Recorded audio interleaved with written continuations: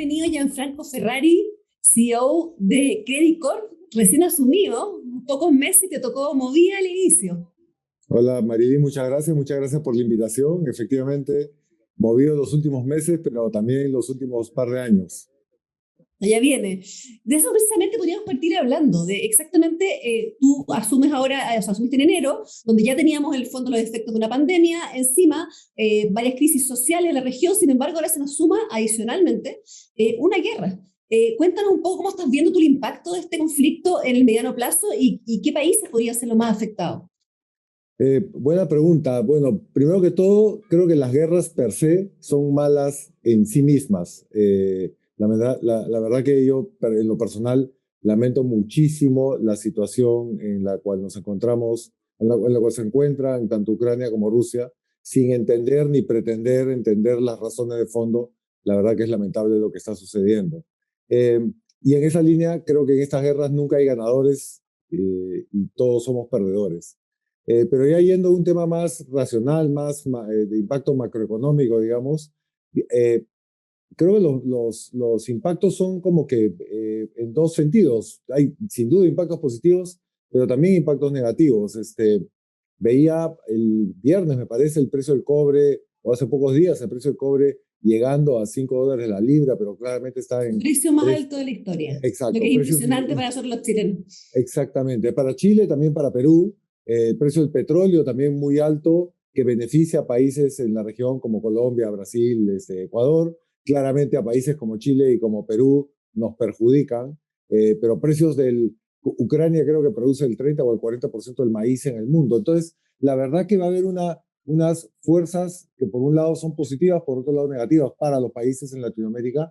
Yo creo que en general para el mundo eh, venimos, como mencionabas hace un minuto, de una crisis gigantesca, no vivida por lo menos en los últimos 100 años, de la época de la pandemia anterior, digamos, eh, pero donde por esas políticas macroeconómicas y monetarias de expansión inmensa que han generado inflación en el mundo, inflaciones muy altas en el mundo, y lamentablemente creo que la guerra nos va a generar más inflación en el mundo. Y eso creo que nos impacta a todos, y no solamente nos impacta desde el punto de vista macro a nivel país, sino desde el punto de vista sobre todo micro, a nivel de cada uno de los ciudadanos que estamos en nuestros países. Ujú. Ahora uno ve esta escalada que va a venir las tasas de interés, que va a ser relativamente inevitable, como dices tú, y podría verse agudizada. Sin embargo, uno no ve a nivel global un consenso de la necesidad de empezar a ordenar las finanzas públicas, de empezar a restringir el gasto. De alguna manera da la impresión que lo de la guerra y lo que viene ahora podría seguir justificando la expansión fuerte que hubo durante la pandemia. No sé si tú tienes esa misma impresión. Yo lo que creería, y acá otra vez no soy un experto, pero así como preguerra había casi que un consenso de que iba a haber un incremento sostenido de las tasas de interés de parte de los bancos centrales en el mundo, si bien creo que la tendencia es la misma, es decir, de aumento de las tasas, me da la sensación de que, o hay la probabilidad de que ese ritmo de aumento sea un poco más lento, porque me parece que los bancos centrales van a ir monitoreando el impacto de una posible recesión producto de la guerra. Creo que todavía es muy pronto para decirlo, pero si me preguntas hoy versus lo que hubiera sido hace algunos meses, creo que hay un poquito más de cautela desde el punto de vista monetario. Ahora, Se como fue bien rápido, dices, apretar. exacto, creo que como bien dices, claramente el mundo, digamos, porque lo que está pasando de relajamiento monetario y fiscal ha sido extremadamente alto. El mundo tenemos que ordenarnos y los países van a ir ordenándose y van a ir subiendo las tasas a lo largo del tiempo. Ahora, ¿tú crees que eso se cumplirá para nuestra región, para los países de América Latina? Hay países como Argentina que en el fondo sostenidamente han mantenido niveles de gasto altos. ¿Tú ves en la región una viabilidad política de poder controlar un poco esto hacia adelante, post pandemia? A ver, no quisiera hablar de países en particular. Creo que hay en Latinoamérica países y países. Hay varios, por suerte, en los que opera Credit Corp, que han tenido una política monetaria, fiscal, económica en general, bien disciplinada a lo largo de las últimas décadas y que de hecho nos han ayudado muchísimo a pasar la crisis de mejor manera. Yo creo que esos países van a ir, como siempre lo han hecho desde el punto de vista técnico, van a manejar una política monetaria adecuada a la situación. Ahora, ya Franco, esos mismos países que tú mencionas, que son los países donde está Credicorp y que son probablemente más alianza del Pacífico, hoy día en algunos de ellos ya han asumido gobiernos de izquierda que tienen planes de reforma bastante profunda a las instituciones, y en otros países, como el caso de Colombia, hay candidatos que aparecen en las posiciones de liderazgo. ¿Tú crees que cómo va a cambiar un poco el panorama macro con estas nuevas jefaturas? Sí, yo creo que la izquierda moderna en el mundo ya no es pues la izquierda de los años 50 o 60 o 70, y creo que todos, izquierdas, derechas, centros, etcétera, nos hemos dado cuenta que hay ciertos pilares macroeconómicos que debemos respetar por la sostenibilidad en el largo plazo de los países y por lo más importante, la sostenibilidad y la mejora en la calidad de vida de las poblaciones de esos países. Entonces, en línea con esta visión que de hecho Credicorp y algunas de las instituciones de Credicorp ha tenido a lo largo de más de 130 años de existencia y más de 25 años de presencia en varios países de la región, nosotros somos positivos de que hay fundamentos eh, económicos, políticos y sociales en los países donde operamos que creemos que nos hacen ser positivos con respecto al mediano plazo de la región. Ahora tú estás todo el día, yo me imagino, rodeado de gente, de inversionistas, y además me imagino que hasta en tu tiempo libre te preguntan qué hago con mis inversiones. ¿Qué otras preocupaciones están surgiendo o puntos positivos están surgiendo, tú ves, en la región más allá de lo evidente como la pandemia, la guerra, la inflación? Eh, a ver, creo que, y esto lo he venido diciendo desde que empezó la pandemia, creo que hay probablemente la palabra que más he utilizado los últimos 2 años o 2 años y medio es incertidumbre. Eh, Creo que hacia adelante, o sea, ya hemos venido viviendo 2 años en incertidumbre, creo que lo más cierto va a ser lo incierto en los años que vienen. Entonces creo que lo que tenemos que, digamos, como personas, como empresas y como países, digamos, tenemos que acostumbrarnos a vivir en un nivel de incertidumbre mucho más alto que el que vivíamos antes. Ahora, esa incertidumbre que genera normalmente ansiedad, preocupación, etcétera, también genera oportunidades. Y regreso a lo que comentábamos hace un minuto del precio del cobre. O sea, países como Chile, como Perú, tenemos una oportunidad espectacular de aprovechar esos precios, aprovechar en el buen sentido de la palabra, esos precios, y con esos eh, mayores ingresos producto de exportaciones, mayor superávit fiscal o mayores ingresos fiscales, hacer las transformaciones positivas para nuestras sociedades.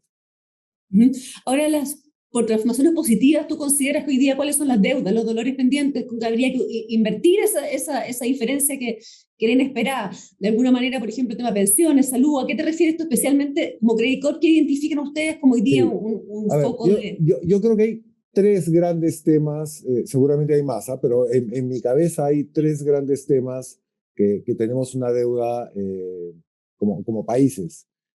La primera, que creo que es súper evidente, es el tema de salud.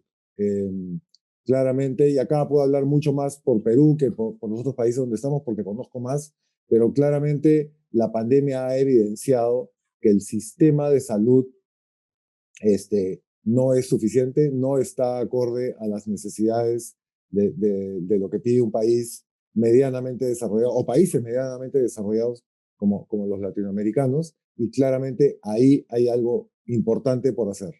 Y a tu Eh, juicio ahí debería ser por la vía de una prestación de salud estatal mejor, o deberíamos dejar la puerta abierta a una competencia público-privada, como así se han hecho algunos países para mejorar la calidad de la salud? sí, yo soy un convencido que un país no es viable si el sector privado y el sector público no tienen una agenda común, una agenda de entendimiento común y una agenda de colaboración.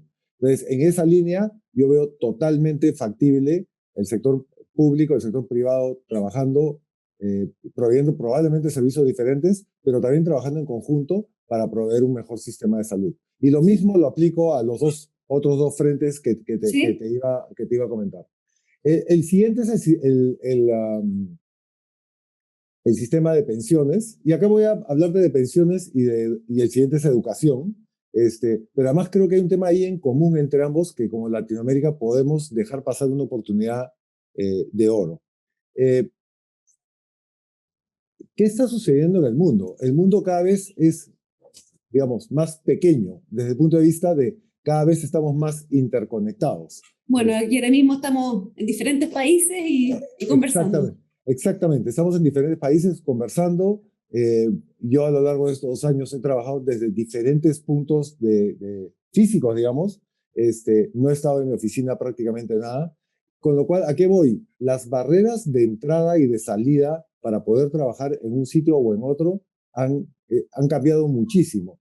Eh, y yo creo que la empleabilidad de todos nosotros y sobre todo de las generaciones futuras depende muchísimo del nivel de educación que tengamos. Y yo creo que como países tenemos que hacer perdón el término en inglés, pero un catch-up en la calidad de la educación, en qué se enseña en los colegios, en las universidades, etcétera, para ser competitivos, no a nivel de Ahora, nuestro país, a déjame nivel preguntarte algo, mundial. porque ahí hay un debate súper interesante de si la educación debería mejorar hacia las competencias de tecnología, la programación, etcétera, o debería mejorar hacia las artes liberales, que son la base de la reflexión. ¿Tú ahí crees que tenemos que actuar rápido hacia competencias tecnológicas o habría que hacer una mirada más profunda de lo que es el sistema A ver, educativo en general? yo sí creo que hay como unos cimientos básicos que todos tenemos que tener. Creo que, por ejemplo, la educación cívica es algo que no debería ser no negociable. Todos deberíamos tener un acceso sí, una educación cívica mínima, porque justamente tenemos que entender cuáles son tus derechos, cuáles son mis derechos, cuáles son las obligaciones de cada uno. Pero sobre eso, creo que hoy día ya somos ciudadanos del mundo. Así siga viviendo en la misma casa que empecé a vivir desde que nací, pero tenemos que ser competitivos a nivel mundial. Y lo que está sucediendo en el mundo es que justamente ese tipo de carreras que tú mencionas, más tecnología, matemática, diseño, computación, que es tecnología, etcétera, son las carreras del futuro. Eh, Hay mucha preocupación de que se va a generar desempleo. Esa preocupación se ha dado varias veces. Hoy día hay más gente empleada que nunca en la historia. Claro. Lo que pasa es que hay que adaptarnos. Y el mejor ejemplo es el de los conductores de carrozas a caballo hace, no sé, siglo y medio o lo que fuera, que se quedaron sin empleo, pero los que se adaptaron siguieron con empleo. Yo creo que eso es lo que tenemos que hacer, pero tenemos que tener una agenda de mediano y largo plazo como país.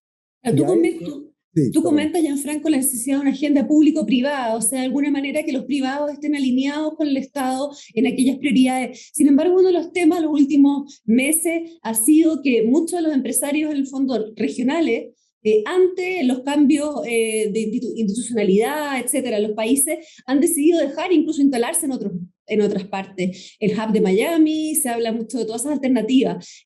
¿Tú qué piensas de eso? ¿Efectivamente estamos en una nueva fuga de capitales o la verdad es que salvo casos puntuales? Sí, mira, siempre hablamos de fuga de capitales como si fuera fuga de dinero, que de hecho la ha habido.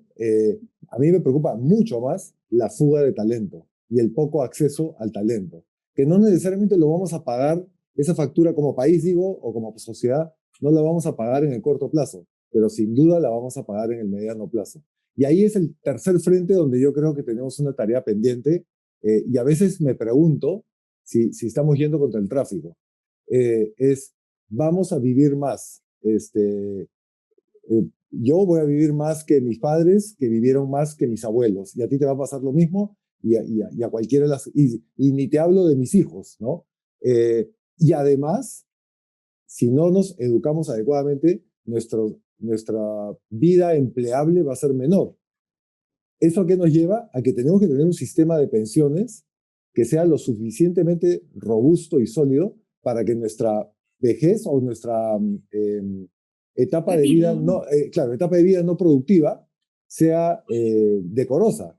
Y a Ahora, veces sin embargo, en eso Gianfranco, hay bastante evidencia que no va a estar la mejor inversión del mundo, va a lograr mantener una persona que está 40 años inactiva, correcto, va a haber que correcto, empezar a trabajar más años. Sin embargo, los correcto. gobiernos no han querido como impulsar esa medida que parece inevitable, ¿no?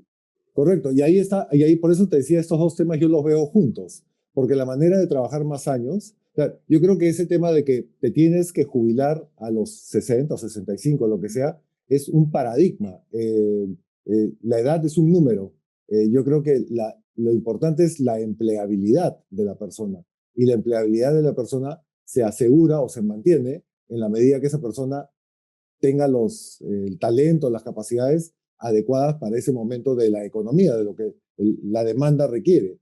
Y por eso para mí la educación, y por eso decía, no solamente es la educación a nivel de colegios, universidades, es la educación a lo largo de la vida de la persona, es clave pensando justamente en lo que tú acabas de mencionar. Ujú. Ahora, el sector privado puede ayudar a ustedes, por ejemplo, en Credit Corp, me gustaría hablar ahora ya del negocio de Credit Corp. Han expandido fuertemente el concepto de microfinanzas, Correcto. que probablemente va a ser uno de los grandes desafíos en los años que vienen, porque el aumento de las tasas de interés dejan fuera de la bancarización a amplios sectores de la población. Cuéntanos un poco qué es lo nuevo en microfinanzas, más allá de lo que hemos visto, y qué cosas se podrían desarrollar para que estas personas que quedan fuera del sistema tradicional puedan estar incluidos. Sí, yo siempre he dicho que el crédito más caro que existe es aquel que necesitas, pero no puedes acceder. Ese es el más caro de todos. Eh, en línea con esa visión, en Credit Corp estamos haciendo inversiones bien importantes, no solamente en microfinanzas, sino sobre todo en inclusión financiera, porque lo que creemos que una manera de hacer negocio, pero a la vez ayudar al desarrollo de nuestros países, es incluir más personas al sistema formal financiero.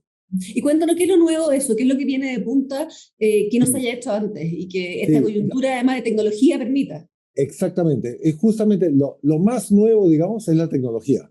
La tecnología lo que está haciendo, o sea, hay una correlación inversa, digamos, entre acceso o inclusión financiera y tamaño del crédito, porque se vuelve muy caro, ¿no? Porque el crédito es muy pequeño. La tecnología está permitiendo que el costo de distribuir, por lo tanto el acceso al crédito, sea muchísimo menor. Eh, y lo que estamos haciendo en mi banco, ya en Perú desplegándolo y empezando a probar en Colombia, es justamente cambiando el modelo de microfinanzas, y esto es lo realmente novedoso, donde estamos pasando de un modelo que dependía solamente de personas visitando a potenciales clientes a una combinación entre personas apalancándose en la tecnología. ¿Qué hace eso? Que la productividad de esas personas sea mucho mayor y por ende se pueda llegar a más personas, a más potenciales clientes en este segmento que normalmente está desatendido o subatendido. Ujú. Ahí leí que ustedes en Perú habían logrado sumar a 3 millones de personas que estaban fuera del sistema. ¿Cuáles son los planes globales en ese sentido? ¿Cuáles son las metas que se han puesto? La meta para el año pasado logramos, me parece que 1.600.000 personas. Este año 2022 queremos llegar a 3 millones de personas. A Eh, la meta son 3 millones. sí, lo interesante es que normalmente se ha medido como bancarización, pero bancarización es tú abres una cuenta y se bancarizó. En realidad lo que decimos nosotros que es inclusión financiera es que esa cuenta se use. Y para usarlo, hemos lanzado billeteras digitales en Perú y en Bolivia, y bueno, y en Chile está Tempo, que es mucho más que una billetera digital, pero con esta visión de democratizar el acceso al sistema financiero formal. Ujú. Ahí, bueno, para los que nos están escuchando, Gianfranco además lideró la transformación digital en su trabajo anterior, por decirlo así, en su rol anterior, por lo tanto es un tema que me imagino que te gusta y que además manejas mucho. Y por eso me gustaría preguntarte, ¿cómo compite un organismo más o menos tradicional con esta irrupción de fintech, que de alguna manera tienen esta liviandad para poder moverse con mucha más flexibilidad que digamos que, y Credit Corp yo entiendo que tiene, además del proyecto Tempo que tú me contaste, y las billeteras digitales, Tayape, Tiba, o sea, han Sí, incursionado en sí. esa área. Cuéntame un poco. Sí, ¿Cómo competimos? Con mucha dificultad. Sobre todo, y esto por favor que no suene a arrogancia, cuando eres exitoso es más difícil todavía cuestionarte la manera de trabajar. Eh, como bien dices, esta transformación la empezamos en BCP, que era lo que yo lideraba antes, hace como 6 o 7 años, y casi que creamos un equipo aparte con metodologías diferentes, con presupuestos diferentes, con órganos de gobierno diferentes, para de alguna manera parecernos más a la fintechs, porque efectivamente la fintechs, la O sea, velocidad... ustedes tienen una pequeña spin-off fintech dentro que va moviendo el sistema. Exacto, empezamos en BCP con cosas pequeñas, la hemos ido desplegando al resto de Credit Corp, y de hecho en Credit Corp creamos hace, me parece, 3 o 4 años un Corporate Venture Capital que se llama Créalo, que ese sí es totalmente spin-off, como dices, que opera eh, totalmente independiente del gobierno tradicional de Credit Corp. Lo que queremos es, si te pones a pensar, las fintechs efectivamente tienen flexibilidad y velocidad, pero no tienen clientes, que es difícil, que es costoso. Un poquito la filosofía detrás es tratar de lograr la misma velocidad y flexibilidad de las fintechs y apalancarnos en los clientes que ya tenemos como Credit Corp. Que ya tienen. Ahora, ahí hay un desafío porque yo vi que en Perú tenían, o sea, las billeteras digitales y todas estas novedades a nivel de inclusión financiera tienen la dificultad de que no están normadas, que de alguna manera en muchos países todavía no hay legislación. Estuve viendo que Correcto. ya en el caso de Perú parte del problema es interconectarse entre las billeteras Correcto. digitales. Y me gustaría preguntarte, ¿cómo están los países a nivel de regulación y de legalidad de todos estos temas que van cambiando cada 6 meses? Sí, a ver, creo que a lo largo de la historia, y por lo menos la historia reciente, y más aún con la disrupción que se ha generado por la tecnología, lo que normalmente sucede es que los mercados o la economía real, digamos, eh, actúa más rápido que la regulación. Y que creo que es normal. Y los Es reguladores vienen deseable probablemente. exactamente, porque además regula sobre algo que existe, no sobre algo que no existe, ¿no? Y la regulación viene atrás. Yo creo que la regulación, y de hecho los reguladores que yo conozco, digamos, eh, han sido o son bien constructivos en el sentido de se está regulando para que haya un mejor mercado, para que haya más competencia y no para controlar. Y eso al final tiene un impacto muy positivo en la población. Ujú. Sin embargo, hay algunas zonas de Perú donde el Estado está considerando asumir ese rol directamente de inclusión. Ahí, ¿por qué no hay, en el fondo, no hay espacio en algunos lugares? Hay lugares donde van a Mm. necesitar de todas maneras un empujón. Mira, podría ser en lugares muy, muy aislados, pero, y acá el diablo está en el detalle, ¿no? Pero en el Perú ya hay por lo menos un teléfono celular, de hecho hay más celulares que personas, y me parece que el 62, 63% de los celulares ya son smartphones. Entonces, ya la tecnología digital permite que el 60 y algo por ciento de la población en el Perú tenga acceso a una billetera digital. De hecho, como te decía hace un rato, el año pasado incluimos financieramente a 1.6 millones de personas. Claramente, esos no están en las ciudades, en las zonas urbanas. Son muchísimos, son de zonas rurales. Entonces, si el Estado lo quiere hacer, en buena hora, porque habrá más competencia, yo creo que la competencia es súper sana. Eh, No, pero pero quizá podría darse vuelta y decir que el Estado tiene que lograr que las personas tengan la tecnología para acceder a un mercado sin duda, competitivo, sin duda. Y eso es justamente lo otro que te iba a decir. Hay zonas donde ya hay un tema ya no es un tema de financiero, sino un tema tecnológico, de de acceso a cobertura. Internet, etcétera, ¿no? Exactamente, exactamente. Ujú. Ahora, las últimas preguntas te las quiero dedicar a tu gestión en Credit Corp. ¿Cómo ves tu plan para adelante? Tuvieron un 2020 bastante difícil, un 2021 muy bueno en resultados. ¿Cómo ves este 2022? Sí, a ver, yo te diría que el 2022 debiera ser ya un año normal. El 21 efectivamente hemos tenido una recuperación con respecto al 2020 que ha sido, creo que para todos, independientemente de la industria, una crisis muy, muy dura. Eh, el 2022 debería ser otra vez un año mucho más normal. De hecho, en el negocio de seguros, gracias a Dios, la variante Omicron ha tenido un impacto en decesos, en fallecimientos muchísimo menor que las olas anteriores. Y acá te hablo de seguros, yo creo que es sano para la población, sano para el país, etc. Y hacia adelante debiéramos, o sea, hacia adelante digo 2023 en adelante, ya regresar como dicen los americanos, business as usual.